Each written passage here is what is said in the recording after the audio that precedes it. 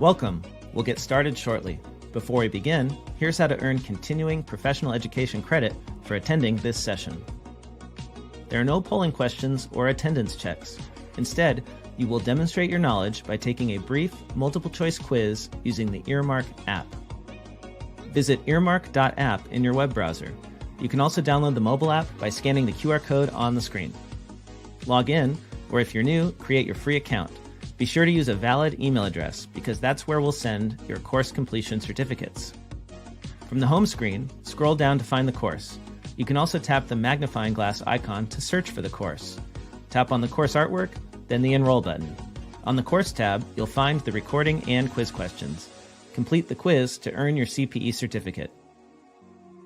It takes us a few days to create the course on the app, so if you are attending this session live, please wait a few days. We'll email you a link to the course when it is ready.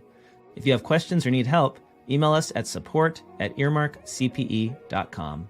And now, on to the event. Hi there.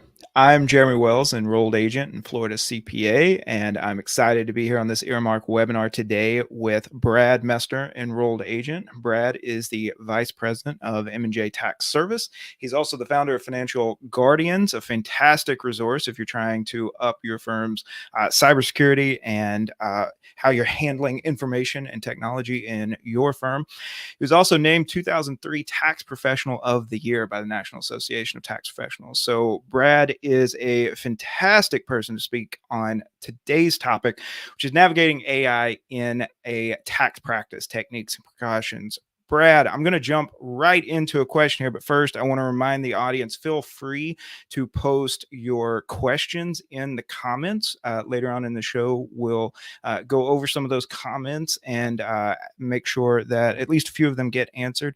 But Brad, I want to jump right into a question here, and thank you so much for being on the show today. Yeah, absolutely. But yeah, is AI going to replace us? Is it going to replace tax professionals in the near future? I keep seeing that on social media. So we're just hopping right in today. Right at it. No, and I think honestly, if you are anywhere on a social media site or app, this is the question that you see all the time. And to be completely honest, the answer is no. I'll break it kind of into two facets here. Really, the first one is AI is really meant to be a tool or a function that we use. So it's meant to enhance and improve our work and make us more efficient. Now, I will say, and this is probably more so where we see some of the fear, is there are a lot of tasks that can be automated with artificial intelligence. And if that is specifically what you focus in on, then you may have to do some shifting. You may have to refocus. But I think as an industry, we're seeing that already. We're seeing a lot of tax professionals and accountants want to shift to advisory services.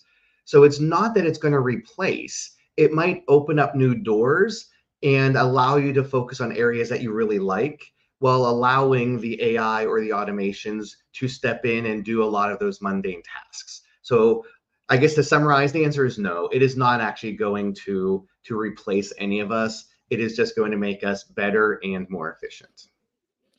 We are absolutely going to get into some of those promising avenues of exploration a little bit later on in the show. I can't wait to get to that part. I saw you do this a little bit at Taxposium last week down in Orlando, the National Association of Tax Professionals annual conference. Brad, you gave a couple of talks down there, one specifically on AI, one more broadly on machine learning and how those can be used in a tax practice. So I can't wait to see some of the practical examples there, but I want to take a step back first of all and just make sure we're all clear and that we have a solid baseline here. When we're talking about AI, machine learning, automation, technology, all of these different things, what are we really talking about? Like what's happening under the hood when we say, I'm going to use ChatGPT to do this, or I'm going to use AI to do this? What's really happening? So, and that's a great question. And I think that's a question that a lot of the education in CE that I have been seeing doesn't really address. And that's really scary to me because people are starting to use these systems and they really don't know how they work or how they operate. And I'm not saying that anyone sitting here or listening needs a master's degree in artificial intelligence. But just like when we start working with a new software product or something, we have to have an understanding of how it works, what its limitations are, and where we can actually best leverage it within our firms. So if we step back and really if we look at artificial intelligence, the overall idea is that we are trying to train machines, whether it be processors or actual machines or just software products. We're trying to train them to think and react as a human would. And the first thing that always comes to my mind with that is, and Jeremy, I think I know you well enough, neither you or I are perfect.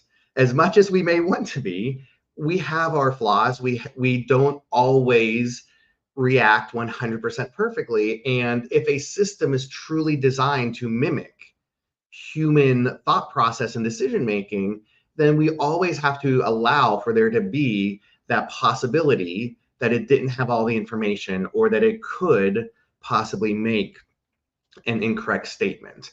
But what it does and how it performs these tasks is it collects a large amount of information.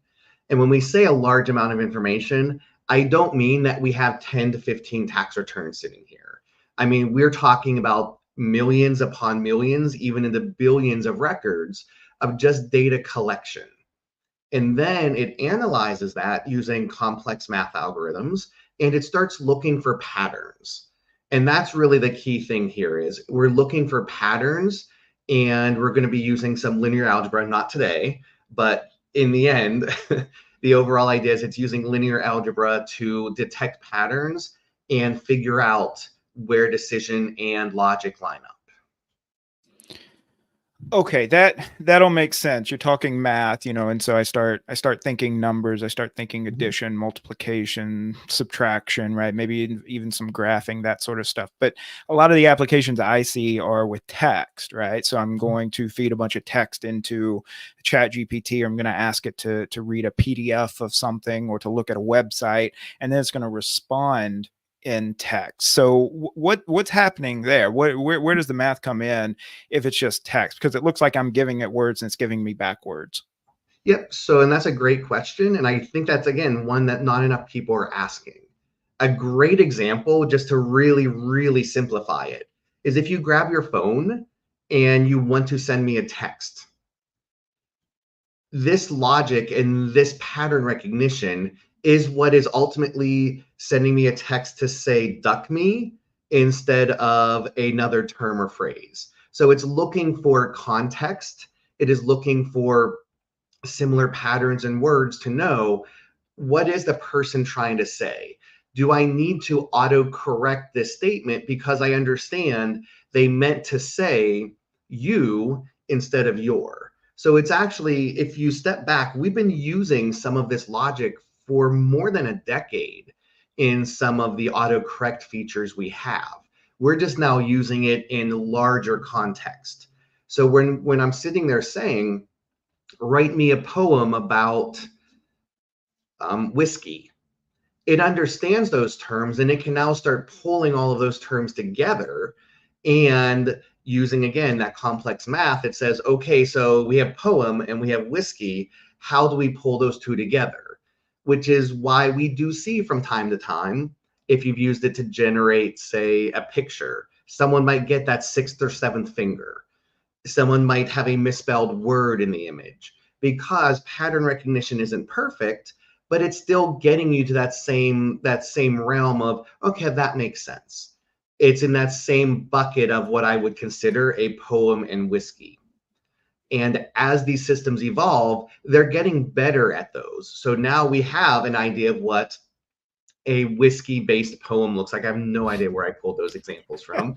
But the next time someone asks, it's already gotten feedback from me about how accurate I felt it was. So the next time, the idea is that it will get better because we've been able to narrow down the focus and the pattern into a more precise topic.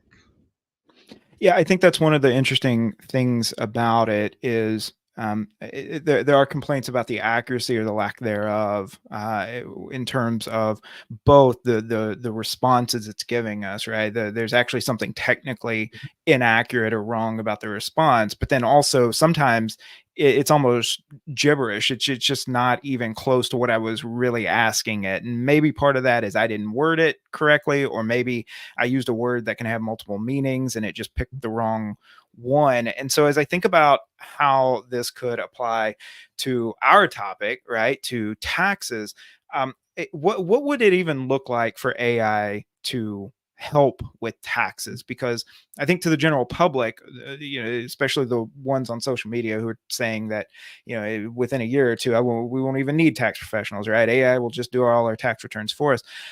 For those of us who are tax professionals and we know that there's a little bit more work to it than that, what would that look like in terms of AI helping us with taxes, being a tool for tax preparers, tax professionals? Yeah, no, absolutely. And even to extend like maybe a step backwards to lead into that, we are still in that learning and training phase to get more specific data into our kind of niche of tax. So, a great example, I was actually at Taxposium last week and I was talking to someone and I just said the phrase CTC. I immediately, my mind was thinking child tax credit because that's where I go to in tax.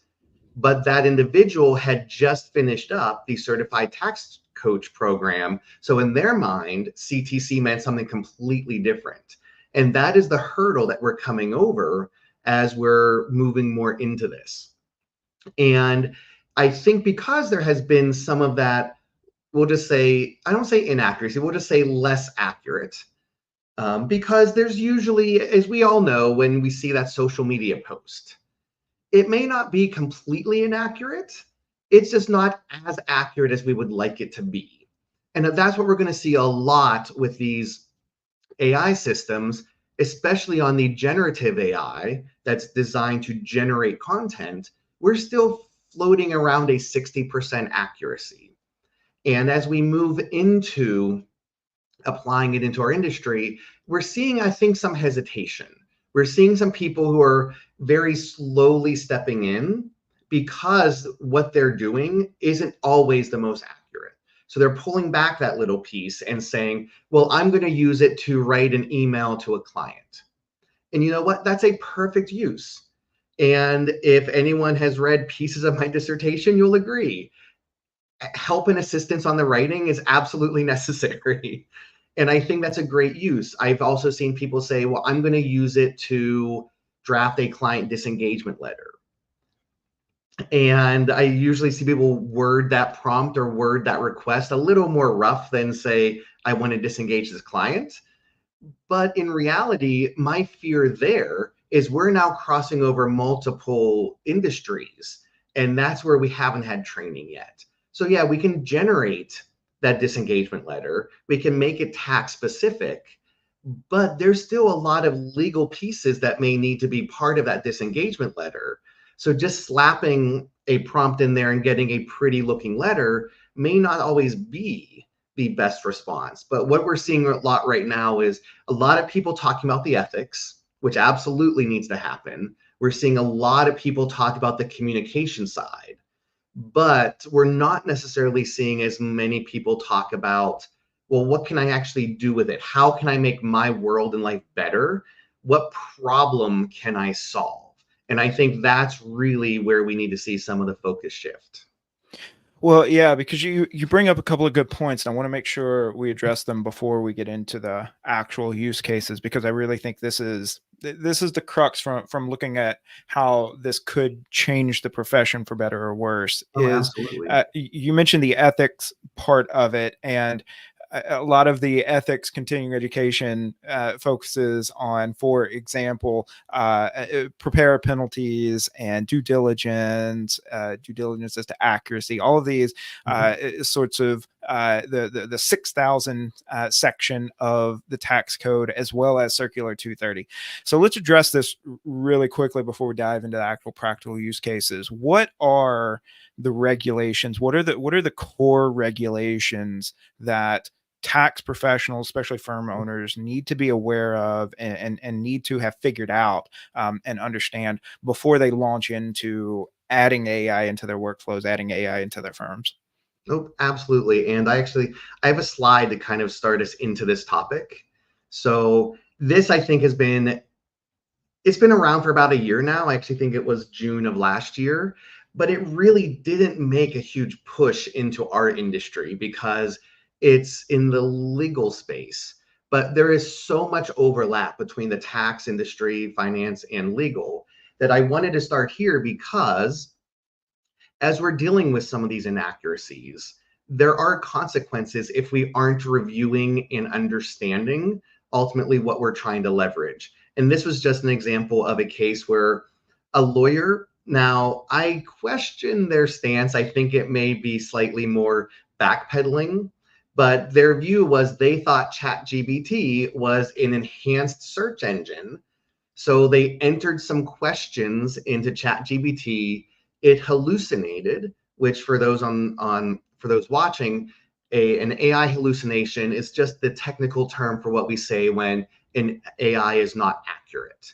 So it provided back fake or falsified court cases that then the lawyer did not review and just immediately handed off to a judge.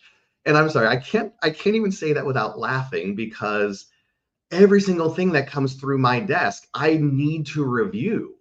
Like, and that's not even a regulation need there from my perspective. It's just like anything I touch, I need to make sure that I understand and I follow through. So this, I think, is that first step of what we see. But then as we move forward, even the taxpayer advocate service has stepped in and said, hold on, we need to be a little bit more careful here because not everything is going to be accurate. So they've even stepped in. But when we do talk about where we're going or what regulations we fall under, honestly, probably one of the biggest ones is Circular 230. And this one, I know everyone says, well, Circ 230, and everyone just keeps referencing it. But if we really look, we have a diligence to accuracy. And I see a lot of times, especially on social media, people say, well, I don't really believe that, or I don't really, but I think that that law or that regulation is wrong. So I'm just going to do whatever I want anyway. And what they don't realize is it still comes back to Circ 230 on this piece. And if someone uses a software product or a tool and it inaccurately provides information and they don't go in and verify it, then there is a Circular 230 issue or concern here. And we're not talking about that crazy stance where there is ambiguity and you believe you have a valid reason or we're talking about just throwing something in here and pushing it out without review. So we are in that safe space where we can absolutely use AI. Because I've seen the other side. I've seen people say, well, we can't be using these products because they're not accurate. I'm a software developer by trade. That's the background I have. And I will be the first one to tell you there are a ton of bugs and flaws in software products. If that level of inaccuracy is what stops us from using software, well, then yeah, we should stop using it here. But I believe most everyone is using a software product to prepare taxes. So we do have Circular 230 that we do have to comply with. But beyond that, as this is evolving, we don't have a ton of regulation right now within the United States. There is a really cool case, and this is honestly, if anyone is following this industry, this is such a hot topic right now because the EU just actually put out their Artificial Intelligence Act. And we're going to be seeing over the course of, I believe we're about 10 or 15 days into it now. We're going to be seeing over the course of the next 2 months, them really pushing out some additional regulations on how people and organizations leverage AI. And I think we all know if we're seeing it in the EU, it's bound to cross the pond over to us here very quickly, or we may even already have to be in compliance if we have organizations or clients that are within the EU that we work with. And that's the European Union, which tends to Correct. be a little bit more stringent, especially in the tech space. I'm thinking in terms of how they're regulating cell phone apps and various approaches to technology and as well as software. Now, it seems also, I want to throw out a quote here. This is something you wrote, I want to say maybe a little under a year ago. Uh-oh. A quote, AI can benefit a tax firm from many angles, but the balance between unwarranted fear mongering and overzealous app integrations poses greater threats than a well-planned and implemented security plan. What does that look like? How do I find the right balance between, AI, I'm going to get hacked and I'm going to lose all my data and all my clients' data versus this is the wave of the future. I'm going to just dump everything into it and, just let the model run my firm for me. Right. Where's the right balance there? And how do I make sure that my firm and especially my staff within my firm are all on the same page as far as what that is? No, absolutely. And this is going to lead into a lot of our use cases because we may have some limitations, but there's also some ways to work around those limitations in a safe way. But it is a balancing game. And many of us have been trying to play that balancing game, not even with artificial intelligence, but if we go back, say, 4 years ago, we were dealing in, say, the blockchain and what has now been relabeled as the digital asset world. And there were all these questions about, well, how do we handle security there? And a lot of those questions aren't answered. So we're still playing a balancing game. And then we moved to 2 years ago, and we were dealing with all this new automation. And that's where the ugly word in my world, integration, comes in, because we are not an industry that has a ton of really solid, stable, secure integrations between products. It's very frustrating to me as a technologist to sit here and realize, oh, well, for me to get data from my tax preparation software into my practice management software, it's either a manual move or actually export data and re-import it using some sort of either alternate or manual process.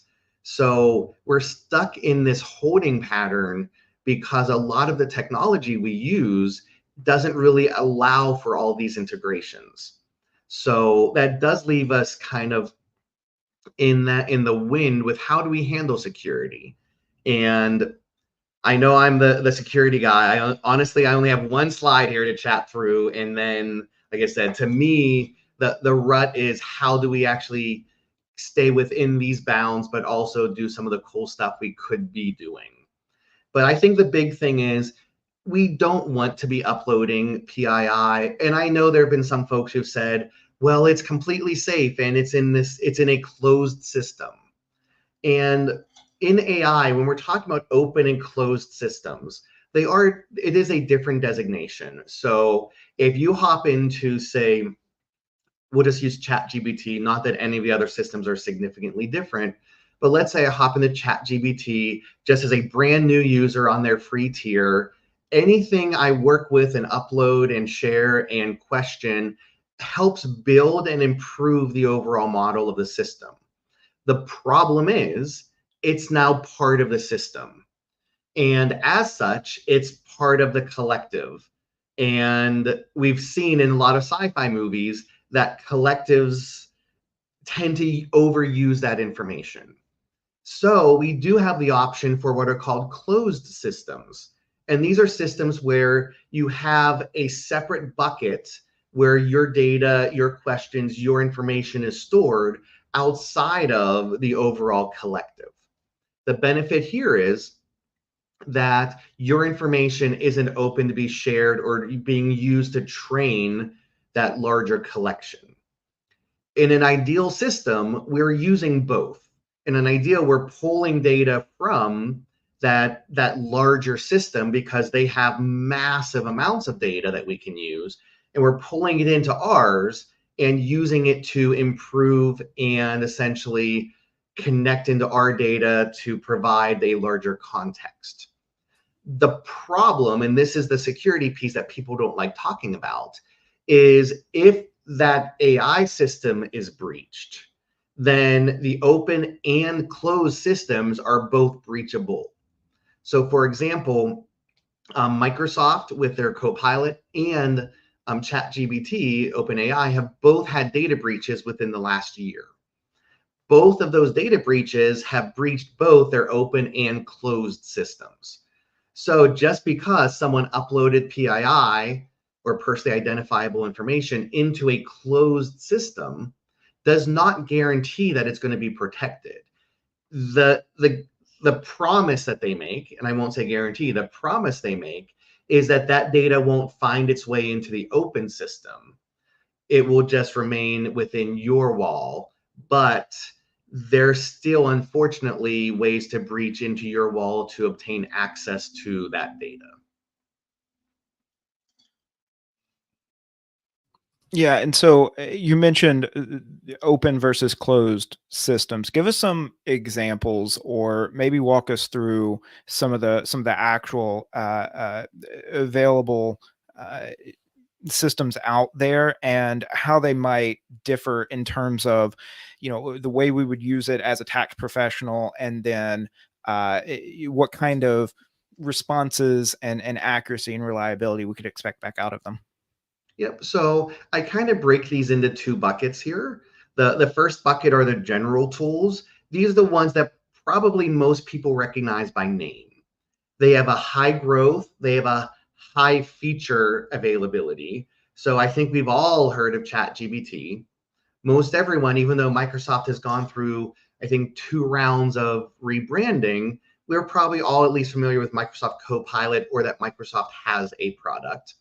Google has recently renamed theirs from Bard to Gemini. Out of nowhere, I feel like in the last 2 months, Meta has really stepped in and been trying to really push their new AI system. And then Jasper is another one that's very, very chatbot focused, really trying to pull in the natural language processing. The nice thing with all of these systems is based upon the tier that you work with them. Almost all of them have a free or limited use option that you can hop in, but unfortunately in those environments, those typically are in an open system. If you move up into, say, a corporate business or enterprise, then that's where you get more of that hybrid option, where you can work in your own environment, but you can also then pull from the larger collective of their entire language models and so forth. Now, on the industry specific, and these are not endorsements, these are just some of the more well-known ones, we have Tax GPT, we have CPA Pilot, and BlueJ. And the way most of these systems work is they are typically in their own closed infrastructure to start with. So they're not out there loading in artwork from the last 2,000 years, because that doesn't necessarily add value to their model. What they're doing is they're pulling in tax regulation. They're pulling in content from tax court cases and tax notes. And they're creating this more hyper-focused environment. And in those, from all the ones that I've seen, and I'll be completely honest, I've not played with every single industry specific one out there, but the bonus with most of those is they are a closed system. So if I were to log into BlueJ and say, hey, BlueJ, I have a client that is working on the R&D credit, and here is some specifics about their situation, BlueJ is going to provide that slightly more focused response than if we had been trying to build something, say, in Meta or Gemini or so forth. And that closed system gives them that capability to more manage that information. But I will say there's good and bad to both sides. So, for example, one of my favorite tax planning scenarios was where I used a custom machine learning environment, build out a tax planning model, and it pulled from, say, the Department of Labor statistics. It pulled weather mapping because I live in an area that's very farm and agricultural focused. And sometimes the industry specific models don't necessarily have access to that tier of data. So if you're working in an industry specific and you really niche down on questions, you may need to provide a lot of external content to get it to that right place. Whereas if you work on the general tools, you may need to try to get them a little more hyper focused and build out a couple of your own custom GPTs to get them to a higher level of accuracy. Well, and on that note, I think this might be a good place to transition into actually showing what we're talking about here, right? So Yep. what does it actually look like to use one of these models to start throwing some of these tax questions at it? How do we interpret the responses? So forth. Mhm. So we'll hop in, and then I do have actually quite a few examples that I would love to walk through. Now, we're not going to be able to walk through live just because some of them do take quite a bit, but I did want to just hop into ChatGPT because I do find there's also some fear with these systems like, well, what if I ask a question and it doesn't know what to do, or it comes back with the wrong response? And that is perfectly fine. So now I am on the paid version only because I do work with a lot of more complex scenarios in that. But you can hop in and you can start playing with most of these at no cost if you want. When we log in, I do have some pre-built environments. I'm a huge fan of these. And honestly, I think these are worth the cost if you're going to be playing in these systems, the cost of that $10 to $20 a month. So for example, I've come in and I have built a tax research that is specifically designed to provide me with feedback from a tax-based question as a tax practitioner. I've then built out Gertrude. She's my tax lady. She's a little less technical in a response perspective. Now, as I've been tweaking her, she's not less accurate compared to my research assistant, but her responses are more written so that I can provide them to a client. So when I'm sitting there and saying, I need to be able to explain the child tax credit to a client better, that's a Gertrude question. If I'm trying to figure out, does a motorhome qualify for the Augusta rule? That is a tax research. So I build out a lot of these just to help me in my daily tasks because I want to save time when I'm in these systems. But it does save your history. So if we scroll down, we can see I have a ton of history in here. I do typically archive anything that might be a little bit more sensitive, but so you may see a few things here and you can laugh, but part of the fun of these systems is they do become almost like an extension of yourself and your personality. But we can come in and we can ask a very specific question. So why don't we just say, what is the child tax credit? Now, again, this would not be my ideal option to just hop in and ask that. But because I didn't say what is the CTC, it knew that the child tax credit was designed and connected to this system. So it comes in, it outlines, and I'm not going to read through precisely for accuracy at this moment, but it lists out the eligibility, it lists out the amount. It even goes down into the thing that I think sometimes we don't always think about when we're talking with clients, like income limitations. Even this morning, I was talking to a client and we were talking about the child tax credit. And that before I realized it, they were making over $400,000 a year. So that was going to be a completely different conversation based upon the income limit. It does talk about the refundable. So it gives you everything you need to know in a nice roundabout response. It even references specific schedules and so forth. Now you'll notice, does it give me any citations or references or anything specifically here? No, it does not. But if we hop over to the model that I have pre-trained, it better prove me right here when I say, what is the child tax credit? This one, as a tax research bot, I have trained it to, when it gives a response, at the end, it gives citations and references for where it pulled that information. So hopefully it gives that here, and it's not going to prove me wrong. Live demos are always amazing. But we can even see it even talks about how it impacts and is impacted by other credits and so forth. So it does even bring in the Tax Cuts and Drawback. So we see already the slight difference between the one that I had tweaked to be reference versus the general response, because it goes into a lot more depth.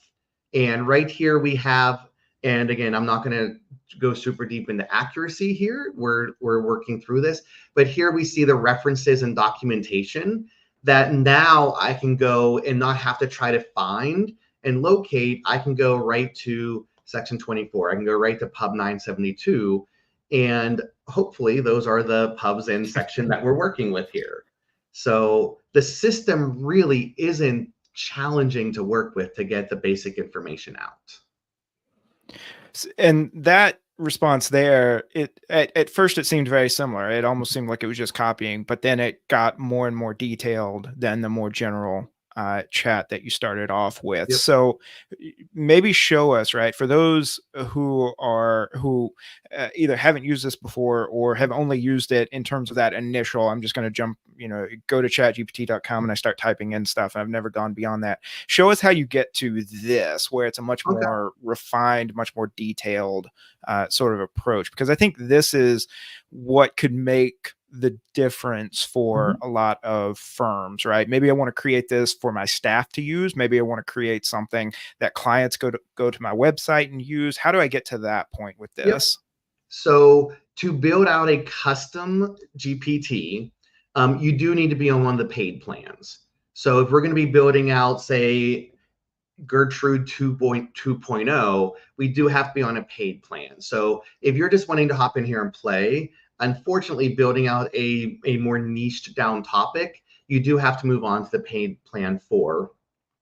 In ChatGPT, the paid plan is $10 a month.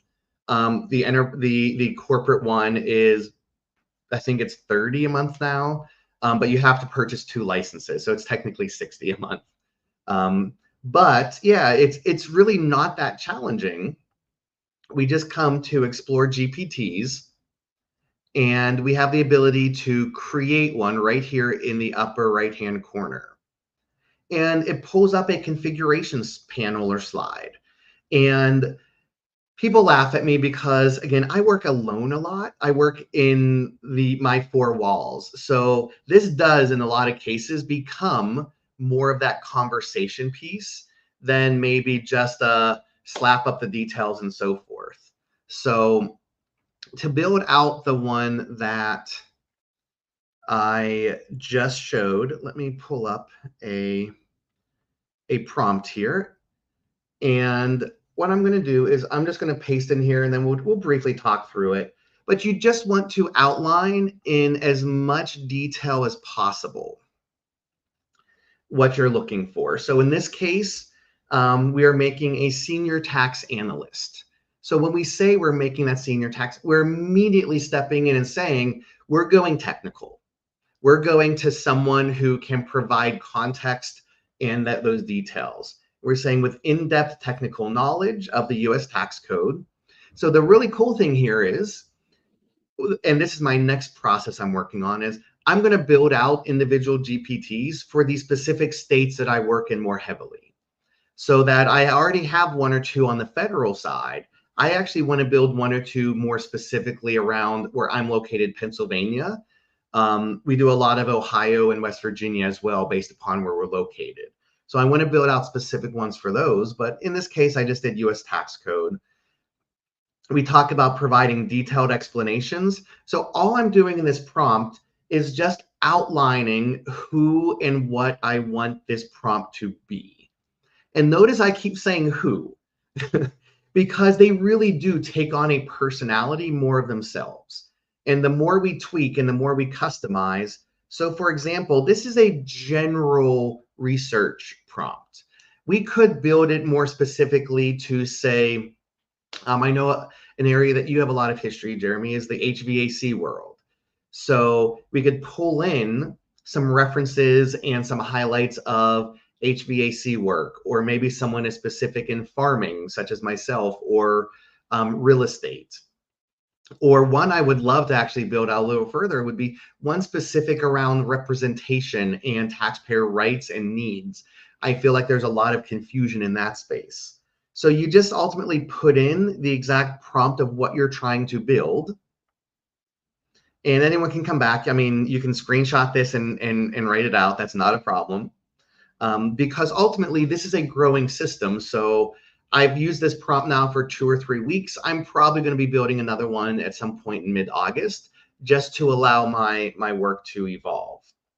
And then again, we're going back to that who, that personality. It's saying, how do you want to call this? What do you want to call this by? And we'll just call this our webinar friend. So I'm now creating a new webinar friend. And just to add to the feeling, that connection, it is going to go out and build out a profile. And actually, in this case, it looks like it had a small error, because it would also typically build out an image or a profile pic of how to build this person out. Then it's asking, is there anything we want emphasized? So in this case, maybe we want to focus our responses on low-income families with children. Maybe that's what my firm, I would say, is focused or niched on, but we do have a lot of low income. So I want most of my responses, if I could spell children right, to be focused around that situation. And I actually have an example here in a moment to show about even how to build social media prompts that are more targeted and add more clarity and a marketing twist compared to what we may just slap together to try and get that new reg posted out there. And then this is how I differentiate in some cases between the technical and my Gertrude, is what general tone do we want? Do we want something to be formal, conversational? I'm going to say we want to have a fun and joyful, entertaining response. So now it's going to take that, and if it's able to, make tax fun, or give us some sort of feedback or response on how maybe we can give our clients a slightly better, improved response and not something as technical. So we now have our webinar friend that is focused in on tax, and hopefully will give us some fun responses. So what can we ask it? So I just want to make it clear real quick that you're building out this custom GPT. The left side of the screen is actually what's building the GPT, what's telling the GPT, correct, this is what you're going to look like, this is what we're going to call you, this is what you're going to do for us. And the right side is you're going to basically be testing this out. This is what, if we made this available to somebody else, right, somehow, and we can talk about that in a minute, like how, where you would actually put this into service, right? But the right side is the preview version of that. It's what somebody else would see and interact with. And this allows me and I can always go back and modify, but this allows me to sit here and tweak and play and adjust till I get down to that more specific focus I want. So let's see what it gives us for the education credit. Again, it's going a little more technical because we did tell it we wanted that technical response. So technical with that joyful, entertaining response probably wasn't the best combination, but we can see that it's now gone down to that depth, explaining from the research compared to just a general response perspective. And here we have some of the, we did ask for the resources as well. So I would come back here and I would tweak and adjust, but let's say that I've spent some time and I'm feeling fairly comfortable with where we're at. This, I think, is an area, this next step, that not enough people play with here. I have the ability to not just use this myself, but I can share it with other people. I can share it with people within my own workspace. So I can sit there and say, okay, everyone within Financial Guardians now has access to my webinar friend. And as soon as they log in, they can now work with my webinar friend. And the nice thing is, the way that my workspace is set up, I've allowed it so that if people start tweaking it, it improves my model internally. But the way I have it set out is if I share it with people outside of my organization, it doesn't impact my overall model. So it's a closed model on the external side, but I now have an open on the internal that allows me to tweak and adjust moving forward. And I can actually share the link with anyone, or I can actually add it out to the GPT store so that anyone that is using ChatGPT could come in and download and reference, very much like if anyone is familiar with Microsoft Office templates. You can go off, you can search in their template library, and you have hundreds and hundreds of different templates. You can actually build that and share it out here as well. And I'm not going to do that here because we've not spent enough time working on that, but I'm just going to update this. And we see now we have Webinar Friend right here as a new GPT that I can work with. And if I had shared it with anyone, they would now have access to that as well. And the nice thing, I can come and I can control it. So let's say that I've realized that the model is maybe not quite ready yet. I can come and I can pull back those authorizations while I continue to tweak and adjust it. Interesting. Okay, so obviously this is just barely scratching the surface, but I do want to pull it back to some of what we were talking about 20, 30 minutes ago. So you build this, you put it out there, you make it available to other people. Where do I stand then in terms of making sure that my staff, my clients, the general public that happens to stop by my website, is there anything I can do to make sure that they use it appropriately, right? Because we talked about don't put personal information into this. Don't, put social security numbers, passwords, credit card numbers, right? All that kind of stuff. Don't put that into it. Don't trust but verify the responses, right? Go out, if it gives you an answer, actually go out and make sure that the answer it's giving you is accurate. What's my responsibility, and what can I actually do to make sure that kind of stuff, the bad stuff doesn't happen, and the stuff that I want to have happen does? So, and right now, that is an area where capability versus responsibility doesn't line up at the moment, unfortunately. Is if you go off and share this new GPT with, say, the rest of your staff, there's not really much limiting what they can put into it. As you see, like I just have a prompt. I mean, I can come right over here. I can upload a file with 3,000 client social security numbers in it, and there's nothing stopping me from doing that.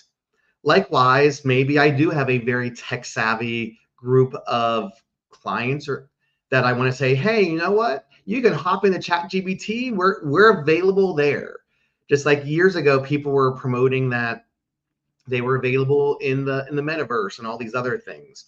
We could say we have a presence in these different AI systems. But again, we can't control what they ask. That is moving more into either the custom platforms or the platforms that are more niche or focused. So for example, any of those industry products that we had kind of mentioned a couple moments ago, they may have pre-built functions that look and say like, oh, hold on a second, this string of numbers looks suspiciously like a social security number. Let me just confirm that's what you want before I accept it. So the general platforms aren't really designed or have the capability to do that quite yet. That would be moving more into the paid systems or the environments that are more custom built. Yeah, and you mentioned prompts earlier, and we didn't really earlier in the talk we didn't really cover what that means. But Amber, thanks for the comment. Amber just commented that training clients to ask good questions or prompt the AI is a harder job than training the AI. Walk us through that, because you just copied and pasted this prompt that Yep. you said you'd been working on. Whereas I think a lot of people, especially at first with GPT, it's just, well, here's a chat box. I'm just going to start typing into it. What does it mean to prompt, and how is that different from just asking it a question? No, absolutely. And I see Teresa actually also added and mimicked Amber as well. And I think we, especially in our world, we're ultra sensitive, as we should be, because we ask our clients a question or we ask them for a document, and what we get back has absolutely nothing to do with what we asked them for. So I reach out and I'm like, okay, so I see you had childcare expense last year. Can you provide me some supporting documents or details? And you get back an upload of their retirement contributions. I'm like, that's great, but not anything what I was related to. So I think we're already in that realm of, we know our clients need more specific, and even at that point they don't always follow. So when we're working on prompts, what we really want to focus on is, you want to be as detailed as specific. So, and that's where, again, in our world we have some luxury. It's like, I can say I'm really looking for that 1099R, instead of saying, well, I'm looking for your retirement statement or your retirement. The more specific you can be, the more detailed we can be, the better and focused our responses can be, the more clear. So again, I used the example of CTC earlier. That wasn't an ultra clear example when I was talking to someone last week, because that existed in more than one case. Even if we're talking about education credit, there are multiple types of education credit available out there, and maybe we want to include all of them. That would be a slightly less clear or less detailed request, but we're probably going to get a less detailed answer when we do that. But if I say I have a client that may qualify for the Americans with Opportunity Credit, I need specific details about the qualifications. That's a lot more specific than saying, tell me about the education credits. So the more specific we can be in the request, be unassuming. Don't assume that any of these systems understand what we're thinking. 90% of the time, I don't always understand what I'm thinking. So for a computer system to know, that would actually be really scary. So be unassuming of what you think it should know and what it could know. Don't assume that it's going to know your office processes.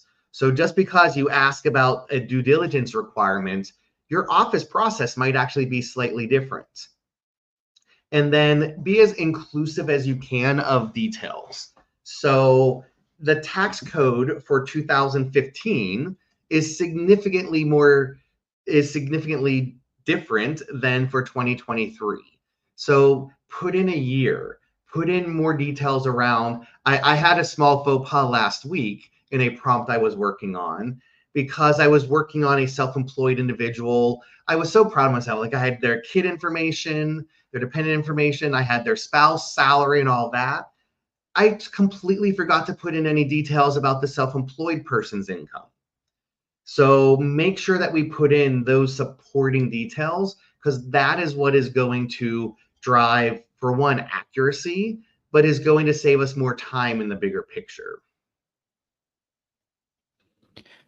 Yeah, I think that's I think that's where we're really seeing some of the entrepreneurial sort of approach is at least maybe about 6 months ago. This is what I was seeing a lot, was coaching and even online courses, that sort of stuff, on how to prompt, right, chat GPT, because the idea was the better you prompt it, the better the responses and the more useful the responses you get back out of it. And I think that ties back into, this is a tool, but the tool is going to get better the more we use it, not the more afraid of it we are, the more we use it and the more we tell it, wait, I asked you this, you told me this, I know that's not accurate, here's why, now let's try again, right? I think comparing this to tax software is a good example, because there are some who just input the data into tax software and they trust whatever comes out, as opposed to those that put the data in, know it's not quite right in the way it's come out in the return, and then give that feedback to the developers of the product and say, look,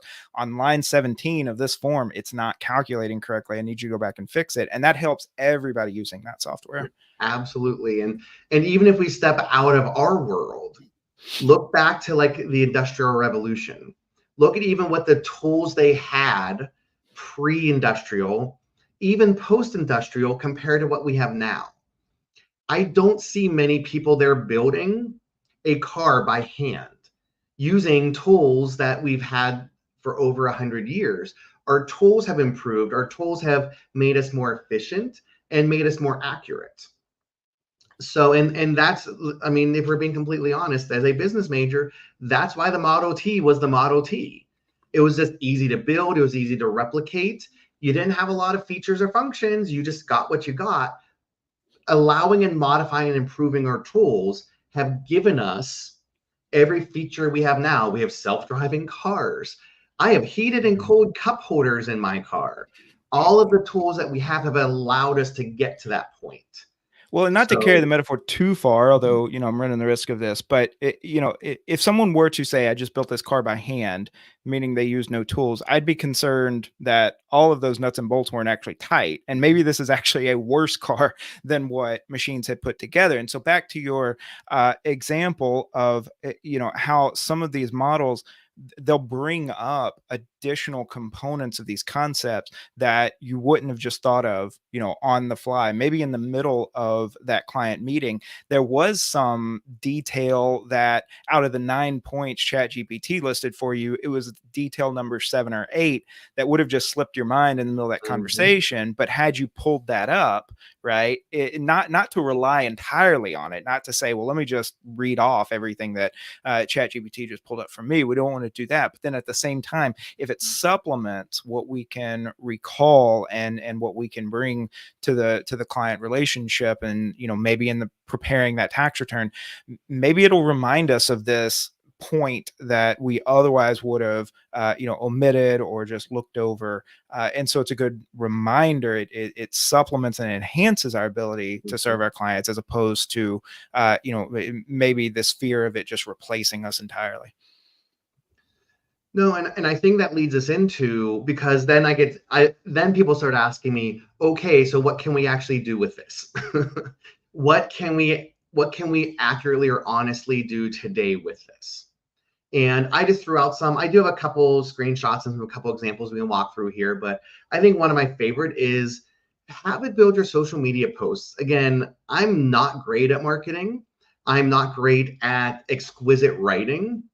So for me to take a technical topic and be able to make it a topic that one of my clients can easily understand is something I've worked on. But if I can have a system build that out very quickly for me, then, and I do have an example on the next slide of this one. But yes, I've warned against the client disengagement letters, but yeah, have it do the draft. Have it start there and you can keep working with it. One we're actually going to take a look at here in a moment as well. And I walked through this one in an entire course last week, was building out a tax plan and then adding a marketing context to it. And then even taking it that step further and building out an actionable checklist for your clients. Because I think we've all probably worked with that client. They've come in, we built out that perfect tax, but we're just so proud of this tax plan. And the clients are super excited and they come marching in March, or they upload in March, and they're holding it with this big smile. Like, I can't wait to get that 15 grand in savings this year.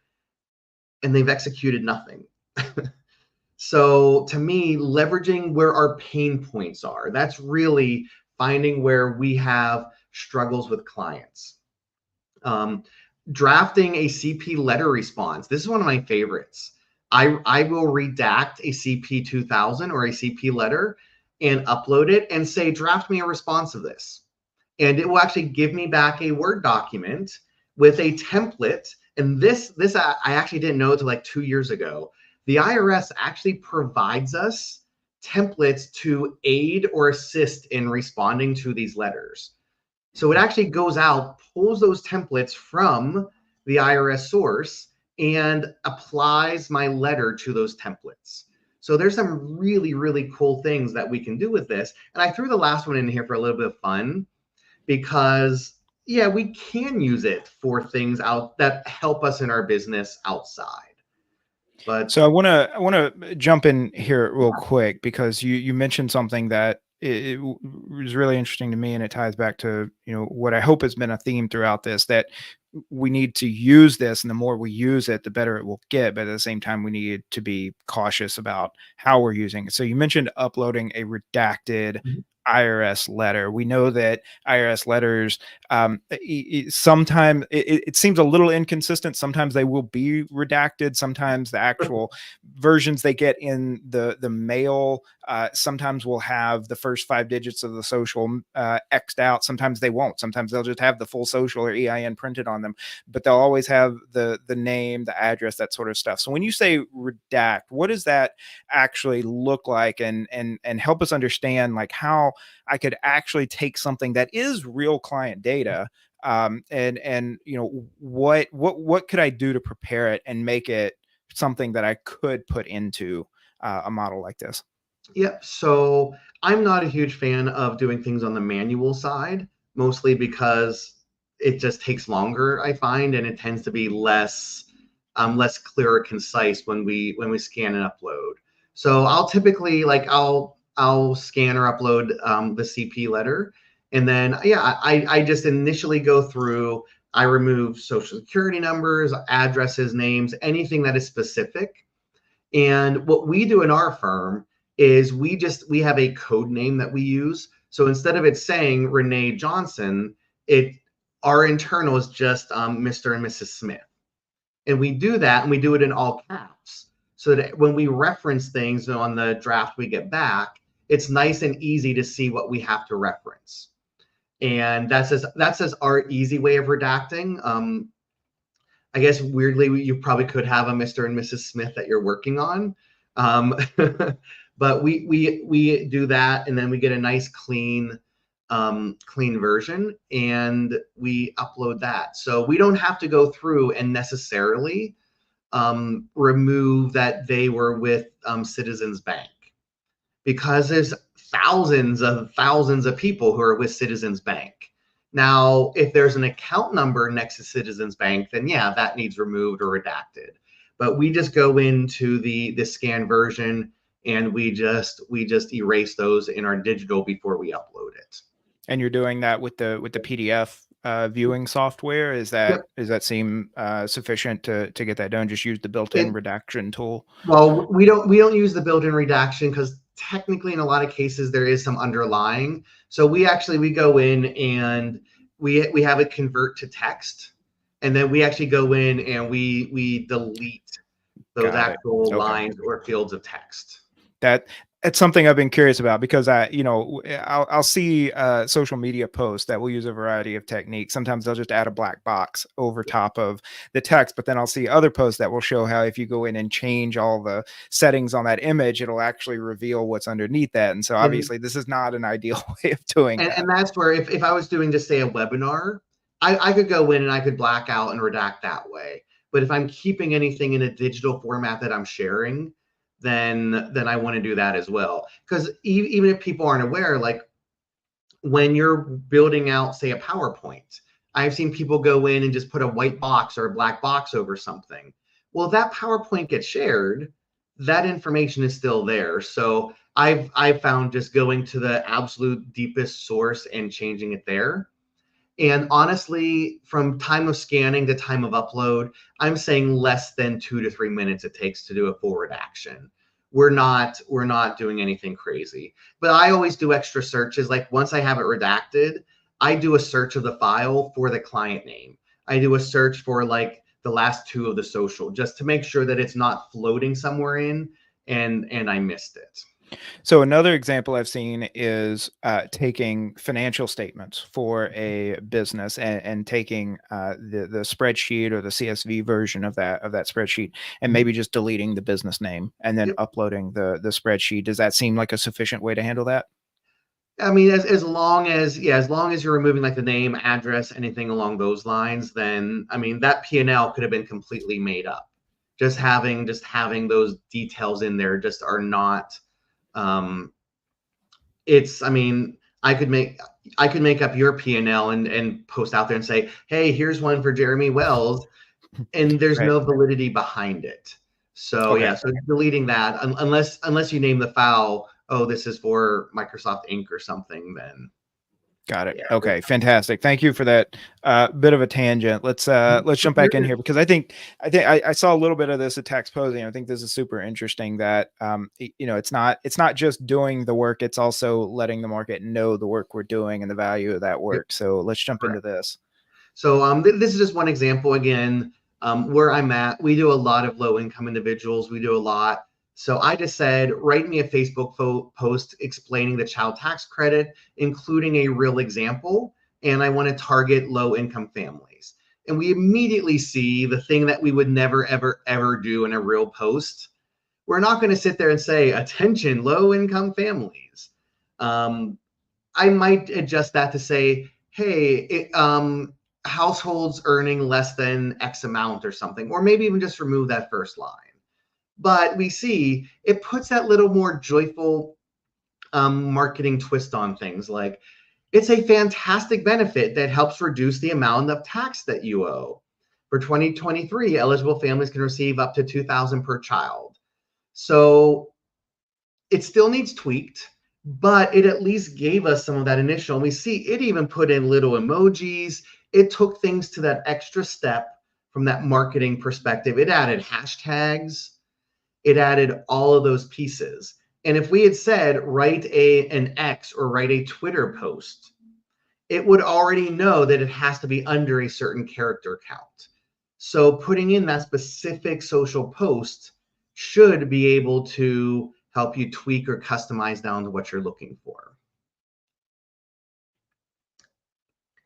But I think one of my fun examples, and this is the one I absolutely love talking and sharing about. I would love to do this sometime for someone. This is like a 6-hour workshop, but just kind of briefly talking through how to build out that tax plan. And I have a couple examples walking through it here. This is one of my fun examples. So we would be performing tax planning steps. So whatever you currently do to do your tax planning. And yes, you could start using an AI or machine learning system, but keep in mind, at a 60-ish% accuracy rate, is generative AI probably the right tool to be using here? Probably not. We may want to use maybe a machine learning, or we can still use ourselves for this initial step.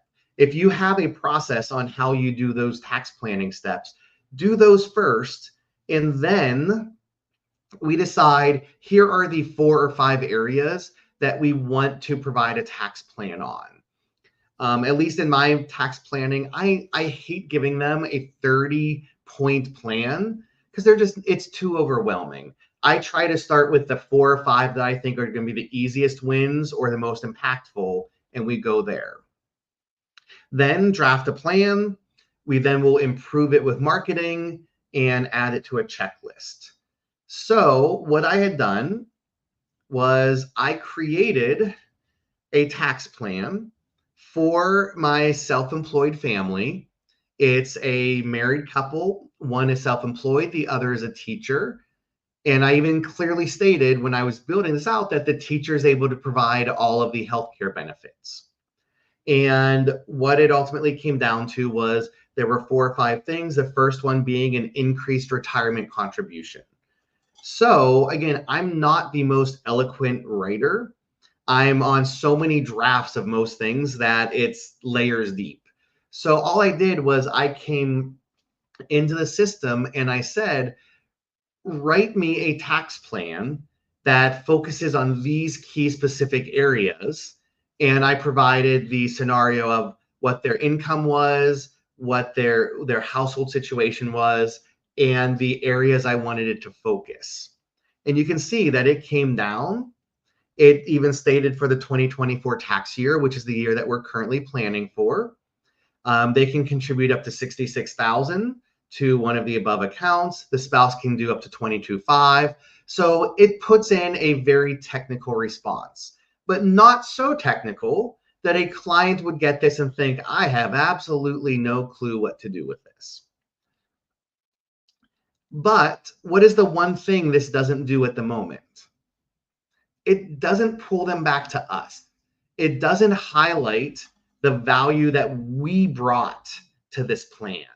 And I've even had, and I should have known better, but I've worked on plans with clients before, delivered, and then they end up working with someone else to execute some of the pieces, which was their absolute right.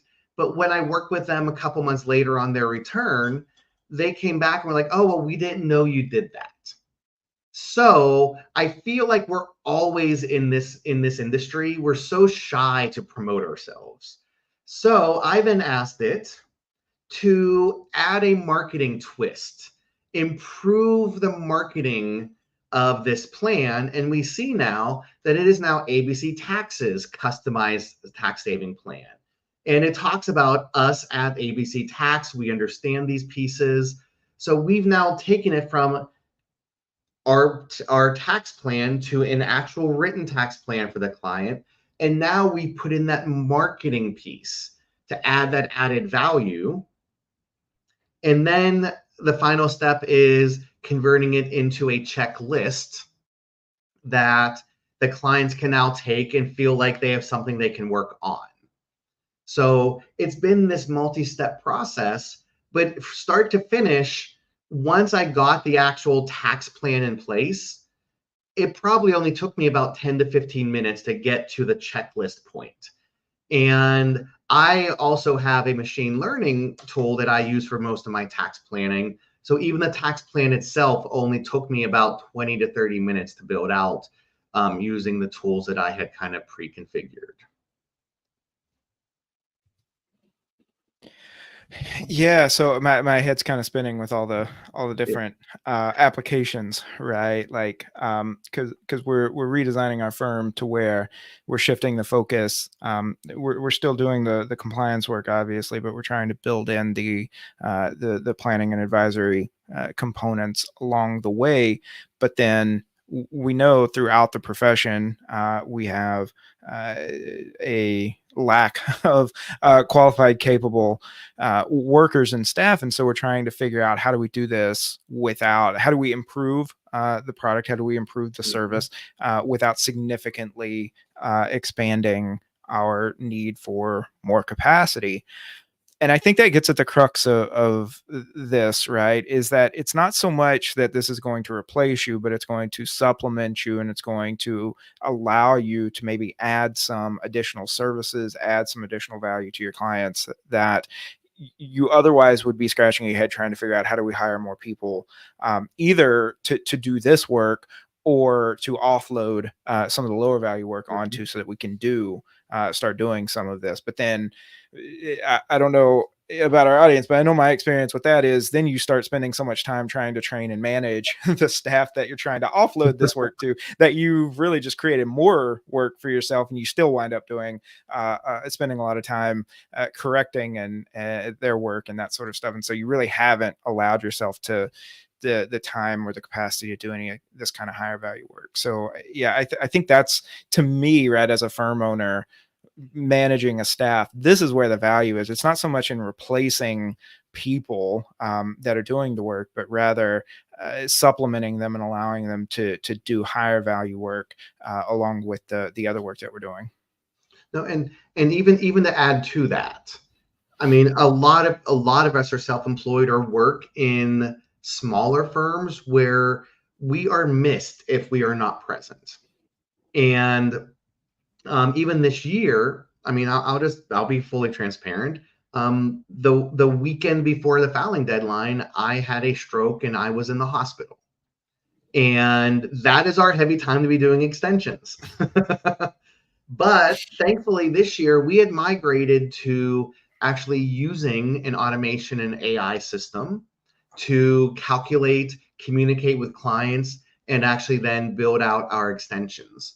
We had been testing it for a while. We felt very comfortable with the level of accuracy, but within the matter of about 2 days, we had the system process 412 extensions. Wow. And just the time that saved us in internal labor, especially with me not necessarily being fully available, that's to me where the value comes here. It's not me sitting here thinking, oh my gosh, I can secretly get rid of so-and-so. It's what can I actually do to make so-and-so more productive so that we can actually have them doing work that we can bill or value higher and bring more value to our clients, but also to ourselves as well. So I think sometimes that lingering fear of it's going to take my job, you know what? There's a lot of jobs I would love for it to take. There's a lot of things that I do on a daily basis that I really don't want to be doing. So those are systems that I immediately target and say, let's try to get rid of those so that those of us sitting here at the table, we can actually be more valuable to ourselves, and heck, maybe even take a weekend off and not feel like we have to be drones to a keyboard. Fantastic. Awesome. Brad, thank you so much. This has been a fantastic, I almost said overview, but really, this has been more of a deeper dive. What I've seen is a ton of overviews, and they tend to fall somewhere along the spectrum of either really sort of giddy cheerleading. This is amazing. I can't believe, we can do all of this, but without any sort of critical approach to it, right? We're just taking it at face value. And then on the other side, as you said in that piece I quoted earlier, right? It's a lot of fear mongering. It's a lot of, we have to be super cautious with this. We have to, take this with a grain of salt, and this is going to open us up to all kinds of liability and concerns. So we don't want to, incorporate it. But I think this is a very balanced approach. Right. Let's bring it in. Let's start trying it on some test cases. Let's get our staff familiar enough with it, with maybe some of these custom internal models, and get them used to building those out and testing those and seeing how those work. So I think this has been a fantastic sort of introduction to a little bit more getting through the noise and getting into what actually it can be done here within the next 6 months to a year, maybe with AI. And then beyond that, it'll be really interesting to see I'm really excited about where it's going after. Awesome. Fantastic. Well, if you're viewing, you can see on the screen our contact information. Feel free to reach out. I'm Jeremy Wells. This has been Brad Messner with me talking about how to responsibly and effectively use AI in your tax practice. Thanks again, Brad. Oh, no problem. Thank you very much. Today's event has ended. To earn CPE, go to earmark.app or scan the QR code on the screen. Then log in or create your free account. Search for the course by tapping on the magnifying glass icon on the home screen and then entering the name of this event. It takes a few days to make the course, so if you're attending this event live, keep an eye out for an email letting you know when the course is available. Pass the quiz to earn your CPE, then tap the button to email yourself a certificate. Stay tuned for more events from Earmark. Thanks for joining us, and we hope to see you again soon.